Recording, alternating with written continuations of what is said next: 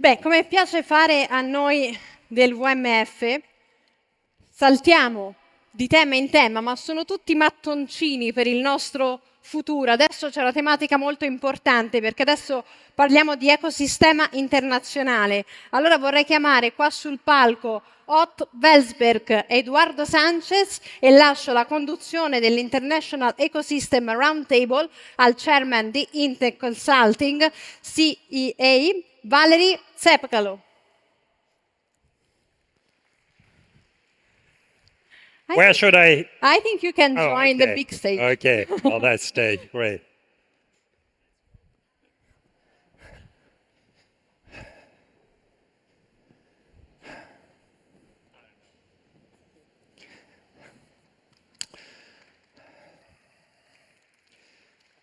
Good evening, ladies and gentlemen. I hope that you are not too exhausted to listen to our next panelists, and I hope that they will entertain you a little bit and with the topics that are not that easy, in fact.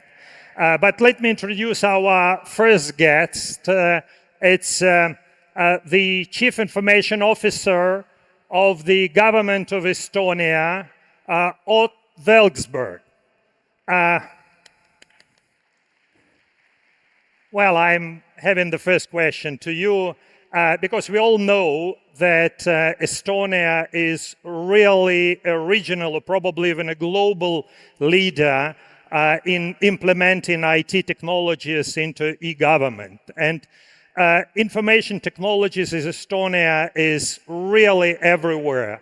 And you can register a company, you can get passport, driver's license without leaving your house. But at the same time, in many European countries, the situation is completely different. For instance, the country I'm currently now living in is Greece. And in Greece, the problem really is a huge volume of paperwork that you should get through in order to receive necessary papers. But in Greece, you may say, look, this is the country where family relations are very strong, where the civil servants and politicians probably come from the same families, and it's a big opposition from the side of civil servants. They do not want to be replaced by information technologies, and they make a pressure on politicians not to be active in this field. But in Germany, it's not the case.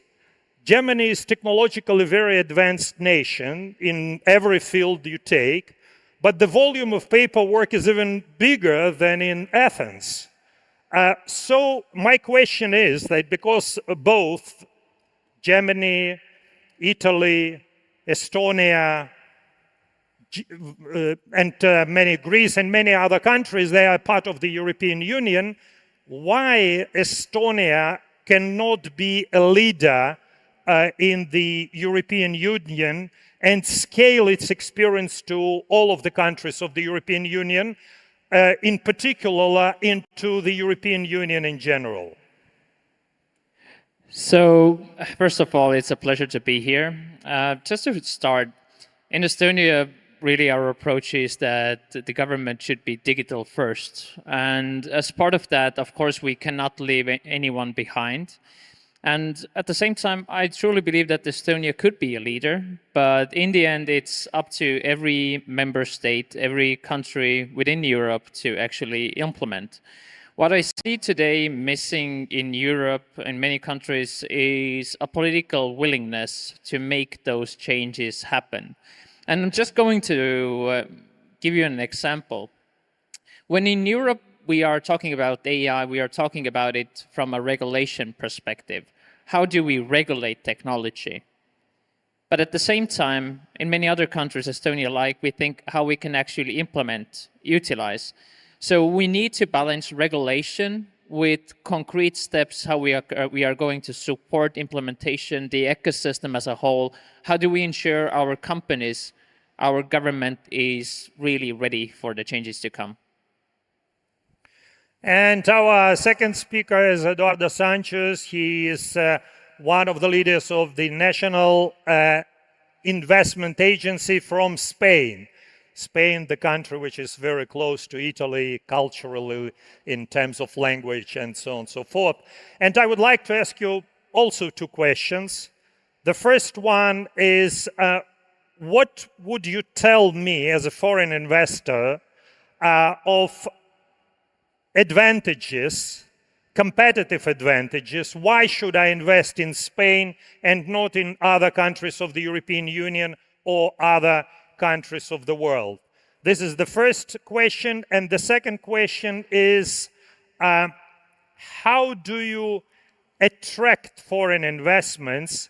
Because in many cases, they can become competitors to your local businesses, local small and medium-sized businesses, first of all.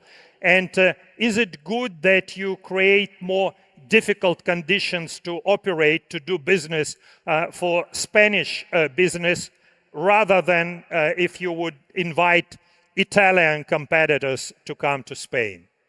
Okay, thank you for having me. Regarding the first question, I think that if you come to Spain, you will find an open and vibrant ecosystem. If you are a company, I think that you can find a country, a place full of talent, plenty of software engineers at a very competitive salaries. So I think that it's a very good country to operate in. And also you have to consider it's a medium-sized country. We are almost 50 million population. So I think it's a very good market to test your product, to make some proof concepts. And when you want to scale, you can also expand your business to South America. Then, as you know, we have a very good relationships with the American countries. We share the same roots, the same language, the same culture. So I think that Spain is a very good place to establish your business and to operate in. And if you are an investor, I think that right now you can find very good valuations of startups in Spain. We have a venture capital industry, but it's mainly focused on early stages and no so focus on later stages. And I think that you right now can find very good valuations to invest in, because in Spain maybe there's not so many alternative financing sources like any other country. So we care a lot about the startups, about the money they receive, and they deploy the money in a very good way. And on the other hand, regarding the second question, I think that we care about any single investment, but we of course pay special attention on those related to innovation, R&D. So every company is welcome to come to Spain.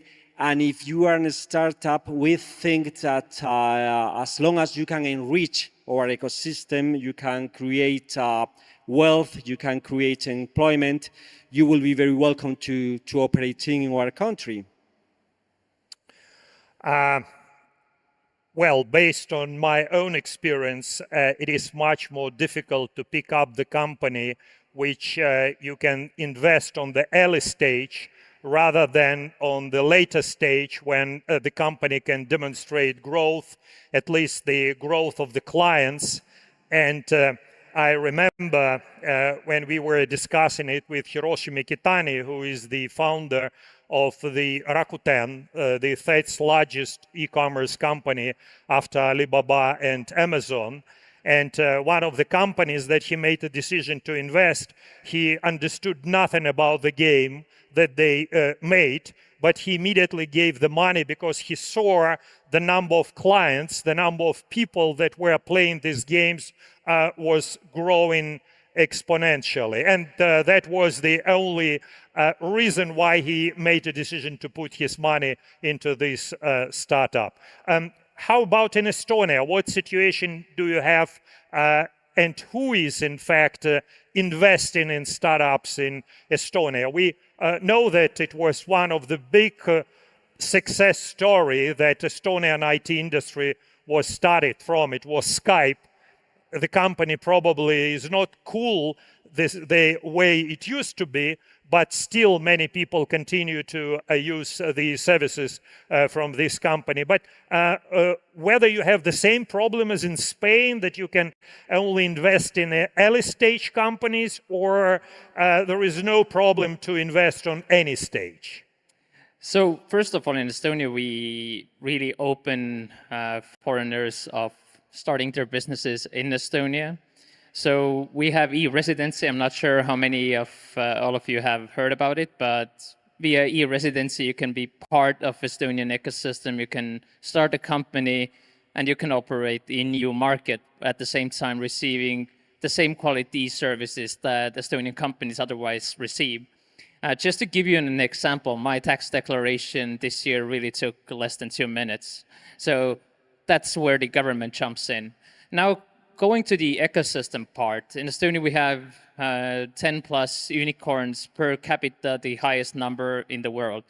As part of that, we welcome and enable investments in the country. And at the same time, it's about ecosystem, that making sure we have the talented people that companies actually need. When looking at ICT employment, Estonia similarly ranks in the number of females, women in ICT sector as one of the highest in the world. Similarly, the ICT employment as a large. So we take skills, education, ecosystem building as a key cornerstone for us. So we don't face the same challenges, but every country has their own fair share. But returning back to e-government, I'm as a foreigner that do not belong to the European Union, but I used to travel and I continue to travel a lot. And I've been to New Zealand, Australia, Singapore, Malaysia, you name it, a lot of countries in Asia. They have simple electronic visa issued online. And even in the United States America, which used to be very bureaucratic in terms of immigration regime, they used to put stamps, but they do not put stamps anymore. But in the European Union, we continue to face the same practice. They damage our passports by putting stamps, you know, just when you enter the European Union. So what prompted you not to make efforts, you know, just to eliminate this 100 years old practice? If we are talking about e-government, if we are talking about information system, you don't have the database for the passport that can be united among all the countries, that you can control these things. And when are you planning to implement it? The questions to both, probably. So first of all, in Europe, I wouldn't say that the countries are not doing anything. Of course, cross-border, there are areas where improvements can be made, especially when it comes to service delivery, cross-border with the same quality. But at the same time, just to give you an understanding, in Estonia, we have the same amount of companies as Estonians itself, opened by e-residents. And you can do it abroad completely, no papers involved. Of course, in some countries, you still need to go through the paper-based format. Unfortunately, that's the case. But overall, Europe is moving quite strongly towards digitization. Well, digitalization is a key point, not only for the private, but also for the public sector in Spain. But it's true that we go step by step. And it takes time, I mean, to digitalize all the procedures in our country. But I mean, the resilience and recovery plan, that the funds that we have received from the European Union, one of the priorities, I mean, to invest in, it was specifically in the digitalization of the public administration. So we go in the right direction, but it's we go step by step. Just to comment, I think we are moving too slowly, to be honest. So across the EU, across different countries, you need to have a clear willingness to change the bureaucratic way of operating that still in many countries exists. Well, my understanding is that you can simply copy the successful patterns if they exist in other countries. And the same way as, if Estonian experience is very successful, then I think the easiest solution is just to copy the successful experience it has. I can give you an example of my friends, 3, in fact, friends. 2 of them I know personally, the guys, but 3 guys, they created a venture fund in Germany that invest particularly in the big data analyzed from the space. Not only big data, but big data analyzed from the space. And the venture fund they created is 300 million euros. And I asked them, just how did you come to this decision? And the decision was very simple. He said that we noticed that American venture funds invested intensively to German and French companies that are specialized in analyzing big data from the space. So we decided to create the same venture fund. And they put each of them 10 million their own money. And the government or semi-governmental institution that support this put another 270 million. So, just this is quite a simple solution as far as I understand. If you have problems, in fact, in Spain, that, just if people are ready to invest their own money, so the government can just put a shoulder. So we have 37 seconds left, so just your final remarks, please. So just urge everyone, every country to act. You mentioned Follow Estonia suit. What I oftentimes see that the projects themselves that are planned are over the top. Start small, fail fast, don't invest big, and then fail. And you, Eduardo? That we live in a connected world. I mean, all the ecosystem must be connected, and we have to compete for attracting talent, but we also have to cooperate and to collaborate to move forward, because we need global solutions for global problems.